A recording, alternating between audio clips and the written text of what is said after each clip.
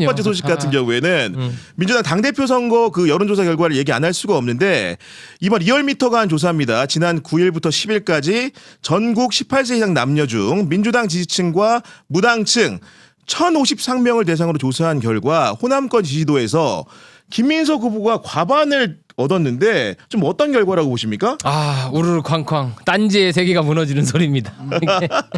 이게 그동안 이게 김어준 교라고 제가 이제 비판 아닌 비판도 했었는데 네. 그분들이 만들어둔 세계가 있었지 않습니까? 그 세계 안에서는 수도권 이제 서울은 정치인 후보가 크게 유리하고 뭐 호남은 좀 밀린다 이 정도였는데 호남이 거의 더블 스코어가 나오고 그러니까요. 지금 이 여론조사에서 서울이 그래도 서울도 김민석 후보가 이겨버렸어요. 앞서는 것으로 나왔다. 그렇죠. 이 네. 결과를 보고 그동안의 모든 예측들 이제 소위 이제 꽃 여론조사 꽃이 그 근원지가 돼서 했던 예측들이 다 무너지고 있는 상당히 7분 응선을 넘었다 김민석 그런 후보 상황이다 입장에서. 말씀 주신 건데 다시 한번 이제 호남권 여론조사 결과를 보면은 득표한 그 퍼센트 같은 경우에는 김민석 후보가 57.7% 여론조사 결과 얻었고 정청래 후보는 28.2%, 송영길 후보는 6.8%인데 우리 정치부 출입 기자들 같은 경우에는 박수몽 기자 대체로 이런 결과치를 예측을 좀 했습니까? 어떻습니까?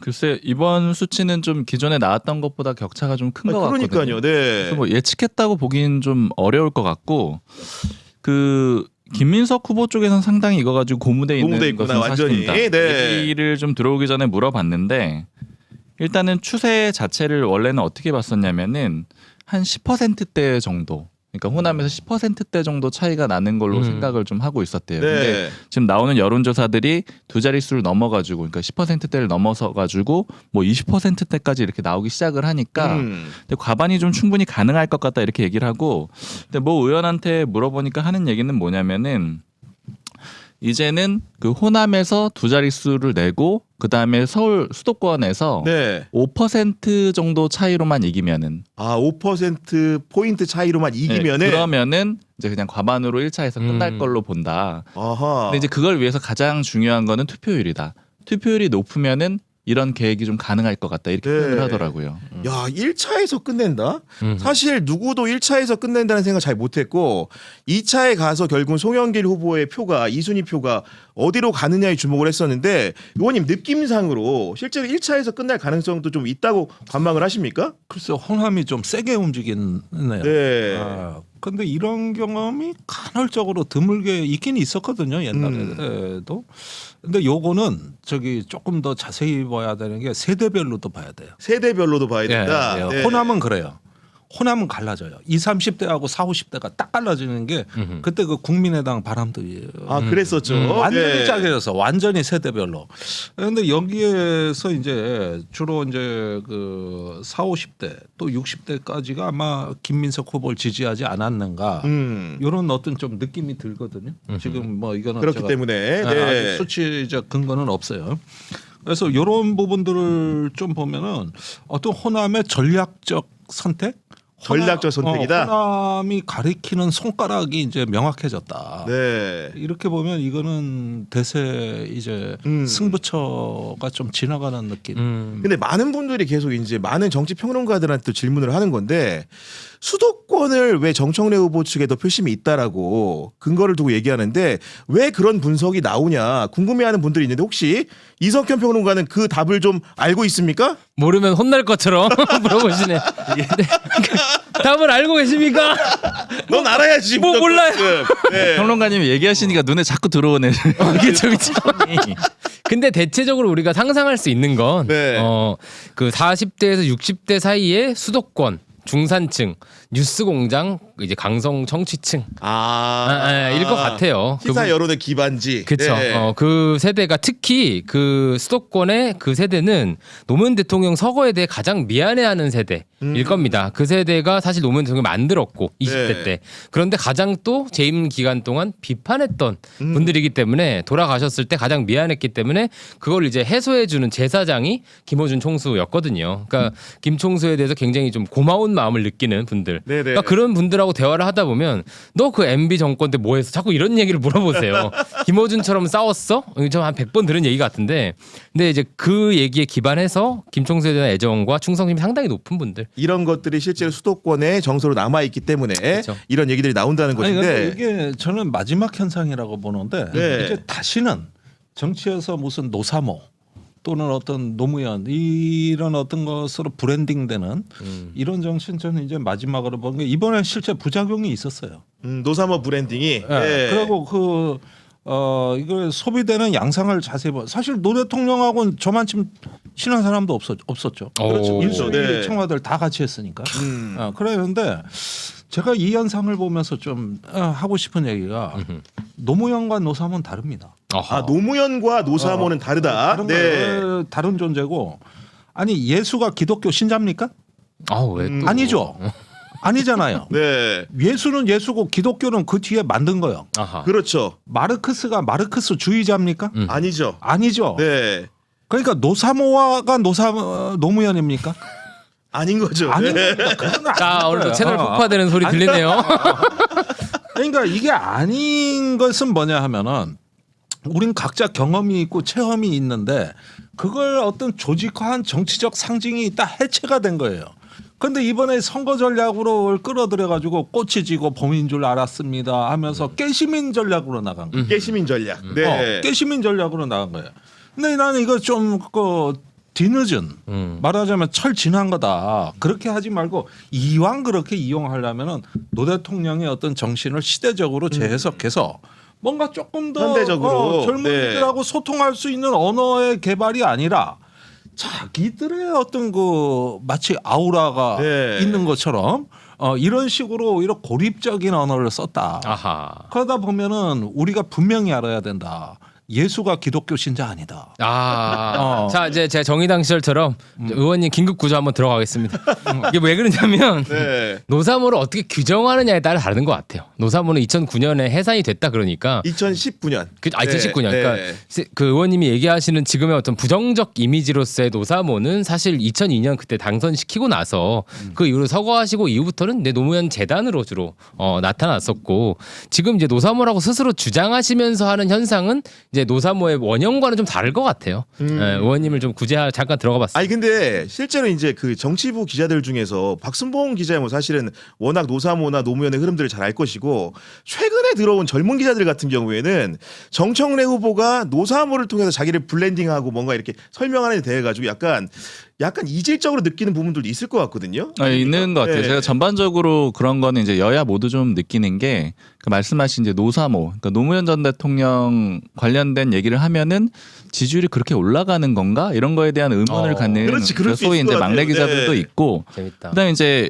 야당에선 또 비슷한 걸 뭘 느꼈냐면은 이건 그렇게 오래된 건 아닌데 유승민 전 의원이 요즘에 홍보를 많이 하거든요. 근데 소위 이제 말진 기자들은 유승민 전 의원이 나오는 게 그렇게 대단한 일인가 이렇게 생각하는 면이 그럴 수 있어요. 있어요. 약간 네. 시대가 조금 지나갔다라는 그런 의미가 하나 있고 근데 얘기가 좀 노사모 쪽으로 갔는데 수도권 얘기가 좀 중요한 것 같아서 다시 한번 좀 짚어보면은 아까 그 김민석 후보 쪽에서 그 호남 쪽에서 좀 차이가 벌어질 것 같다. 그러니까 20%포인트 이상 차이로 벌어지게 되는 그런 여론조사들이 나와서 유리해 보인다라고 하면서 하는 얘기가 뭐냐면 원래는 수도권을 박빙 우세 정도로 봤다라고 해요. 그러니까 말씀하신 대로 물론 이제 진다고 표현하고 있지는 않지만 수도권이 어렵다라고는 김민석 후보 쪽에서도 상대적으로 생각은 하는 그렇죠. 거거든요.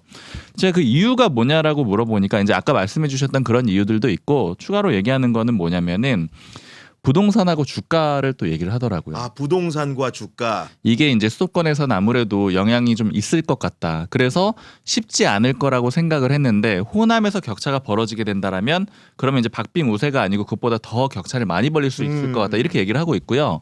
근데 이제 정청래 후보 쪽도 말씀을 드리면 양쪽 다 모두 호남하고 수도권 당연히 이제 비중이 높으니까 중요한데 호남을 다 승부처로 보는 게 호남에서 혼전으로만 만들면 이길 수 있다 이런 얘기를 하고 정청래 있거든요. 후보 측에서는 네. 근데 이제 쉽게 얘기하면 김민석 후보 쪽은 원래는 적게는 한 10%포인트 정도 호남에서. 근데 지금 요즘에 흐름을 보고 또 오늘 리얼미터 여론조사를 보니 한 20%까지도 갈 수 있겠네. 이러면 더 넉넉하게 이길 거야. 이렇게 예측을 하는 상황이고 정청래 후보 쪽에서는 여기서 이 박빙으로만 만들어내면 그러면 수도권에서는 뭐 5에서 10% 정도 이긴다고 보고 그다음에 이제 국민 여론조사에서 이제 거의 한 30% 비중이 본인들 들어가거든요. 유리하다. 네. 거기서 또 이겨가지고 과반도 가능하다 이렇게 보고 있는 상황이에요. 그래서 호남에서 어느 정도 숫자 차이가 딱 결정이 되면은 그러면 이제 그때부터는 양쪽 캠프 모두 이제 어느 정도 방향성을 좀 이제 인정할 수밖에 없는 분위기가 나오지 않을까 이렇게 좀 예측이 됩니다. 저는 오늘 이제 그 조간신문을 보다가 한국일보 보도 보면서 굉장히 이렇게 의아하게 느낀 단어가 있었는데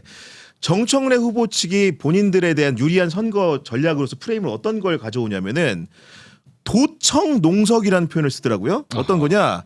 도시는 정청래, 농촌은 김민석. 쉽게 얘기해서 조직은 김민석, 바람은 정청래라는 표현을 도시와 농촌의 도시를 가져온 건데 이게 뭔가 좀 이렇게 매칭은 잘 안 되는 것 같은 느낌이 왜 드는 걸까요? 아니, 지금. 뭐, 네. 울산은 무너졌습니까? 뭐 마포대교는 무너졌습니까? 이게 좀 자꾸 이제 만드시려고 하는 거죠. 네. 이게 뭐 호남 아까 그 얘기도 참 재밌어요. 정청래 후보 측에서 호남에서 비등비등하게 만들면 우리가 이길 수 있다. 이거는 하나만한 얘기입니다. 뭐 핵무기가 있으면 우리도 G7에 들어간다. 뭐 이런 하나만한 얘기예요. 그래서 뭐 여론조사 상에서는 이렇게 압도적 차이가 나고 있는데 굳이 저거를 이제 자꾸 그러니까 이게 왜 이러냐면 지지층 대상, 그래서 교인 대상으로 시나리오를 지금 줘야 되는 거예요. 그 교인 대상으로 시나리오를 줘야 된다. 그 공백이 지금 너무 큽니다. 어제 그 송영길 후보가 그 뉴스공장 나가서 거의 뭐 난타를 하고 왔어요. 근데 저는 그게 그냥 난타 정도가 아니라 되게 우리 정치사에 중요한 장면 같았어요. 중요한 장면이었다. 그러니까 우상이 몰락하는 예전에 그 스탈린 동상 쓰러지는 것처럼.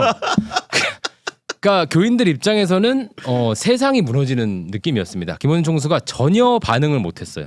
그러니까 내가 송영길 후보가 내가 대통령이랑 친한데 사이 안 좋대더라. 맞아 그런 얘기를 했죠. 그 얘기 하니까 김원준 씨가 사실 원래는 막 반박을 하거나 되게 치명적인 척 반박을 하거나 아니면 이게 夸하하 너털 웃음을 지어야 돼요. 웃기면서 하나도 못 하더라고. 그냥 에 이렇게 되더라고요. 그러니까 약간 패배를 직감한 좀 우울함이 느껴졌고 이제 그걸 보는 교인들의 불안한 눈빛과 그걸 지켜보는 교인들. 그러니까 또 임재범 나와요 또. 그러니까 네. 거친 생각과 그런 생각이 나오는 겁니다. 그래서 지금 상황에서는 뭔가라도 쥐어짜서 시나리오를 만들어 줘야 되는데 그러니까 자꾸 무리한 시나리오. 뭐 도청 뭐라고요? 뭐 근데 이 모르겠네요. 도청 농석은 저도 딱 이 표현을 쓰지 않았지만 우리 방송에서 전해드렸었어요. 비슷하게 말했죠. 왜냐면 네. 계속 그쪽에서 이제 정청래 후보 쪽에서 분석을 하는 거는 지난번에 이제 충청권 같은데 분석을 해보니까 도시 지역이 상대적으로 좀 유리했다. 근데 이제 그렇게 얘기하고 있는 근거는 뭐냐면은 모친천계 의원의 표현으로는 조직 선거가 통하지 않는 곳이 도시다. 도시는 안 통한다. 네. 근데 네. 이제 김민석 후보 쪽의 조직이 훨씬 더 강력하기 때문에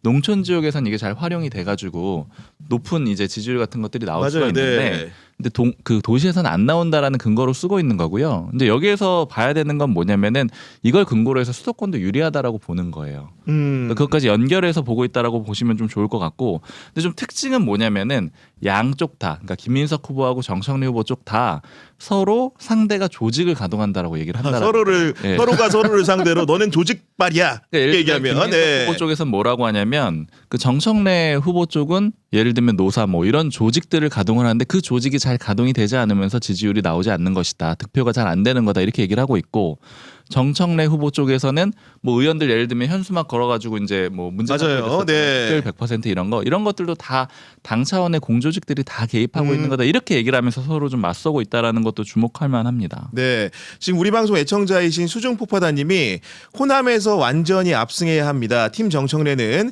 이성윤을 전략적으로 민다는 소문이 있습니다 하면서 슈퍼챗 보내주셨는데 너무나 감사드리고 실제로 팀 정청래에서 남은 선거 기간에 이성윤 후보를 전략적으로 민다는 소문이 실체가 있는 겁니까? 어떤 겁니까? 그러니까 최민희 후보가 약간 선의 피의자가 될 것 같더라고요. 보니까 이성윤 최고위원 후보를 넣어야 된다는 생각에 최민희 대신 이성윤에 좀 몰빵하는 방향으로 가고 있는 것 같은데, 저는 근데 이게 모수가 적은 선거여야 조직이 좀 통한다고 보고요. 대체로는 그러니까 이제 선거 때만 되면 매번 이제 그 욕먹는 본부가 있습니다. 이제 조직 본부랑 홍보 본부가 욕을 먹어요. 근데 사실 저는 홍보를 주로 했을 거 아닙니까? 이게 바람이 불고 그 명분이 있어야 홍보도 되고요. 조직도 가동이 되는 겁니다. 그러니까 그래야 사람들도 모아지죠. 당연히 그렇겠죠. 네. 그냥 뭐 우리가 그 메리아스 준다고 모이는 게 아니에요. 옛날처럼. 그렇기 때문에 메리아스가 뭡니까? 난닝구 안 했잖아요. BYC로 갑시다. BYC로. 그래서 어쨌든 그렇게 명분이 없고 흐름이나 바람을 타고 있지 않으면 조직도 가동이 되지 않고, 양쪽은 다 조직을 가동했겠죠. 그건 뭐 상수라고 보고 상대를 뭐 조직이니 뭐 이렇게 하는 것도 참 무용한 얘기 같아요.